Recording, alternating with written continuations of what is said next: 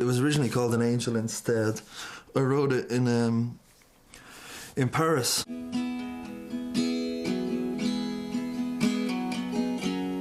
I was living with my girlfriend and she got pregnant and we lost the baby. There's an Irish expression, you know, if a baby is stillborn, he was born an angel.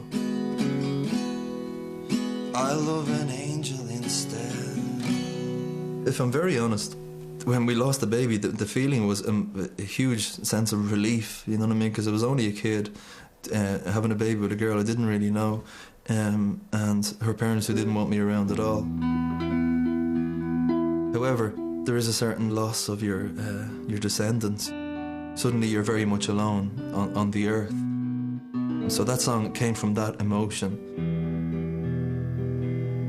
The Christmas of '96, I was back in Dublin after getting sacked. My girlfriend dumped me and we had lost this child, so I was back in Dublin kind of going starting again. I was drinking very heavily at the time, and I was in a pub on a Saturday afternoon. And Robbie Williams walked in, who was into music as well, so very naturally we kind of found each other and started drinking heavily together and kind of formed this bond. And it just felt right to work on that song at the time. It was one song in a bag of songs, and you know, I had no idea that it was going to go on to be Angels.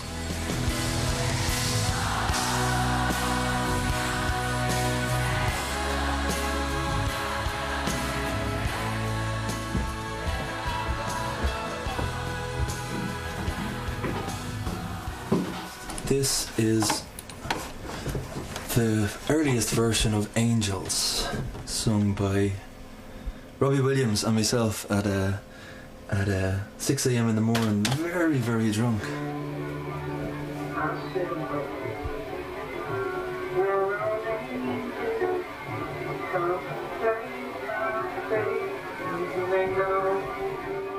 That's just me on the acoustic guitar.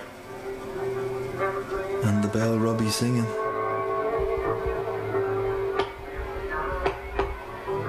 This was recorded in my attic on Griffith Avenue on a dictaphone. From 3 o'clock in the morning till about 6, we sat in this attic with an acoustic guitar and a bottle of whiskey and started to try and write some songs. You know, we had a bit of a verse and a bit of the chorus, the bones of the song, but it was really when Guy Chambers got his hands on it, he really touched it up and really turned it into the song it became. I heard that the song was going on his album. I got in touch. Basically, they offered me $7.5 grand. I was very naive and I took it. I was 23. Angels was the key to Robbie Williams' meteoric success of the late 90s. It sold millions. Gross earnings for the song are estimated at €7 million. When I play the song live, it puts a distance between me and everyone in the room. People go, oh, that's the guy. Either that or they look at me going like I'm a Robbie Williams tribute act. You know, I did that one night in a gig, I played Angels. I think one guy said, play Millennium. No. So don't bore us, get to the chorus, sing something we know so we can all go. When you get into the music business, then you're getting into the monetary value of every song.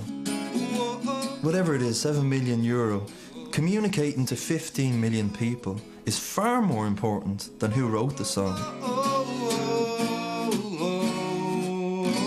To survive and to sustain in the music industry, you need to know what the rules are.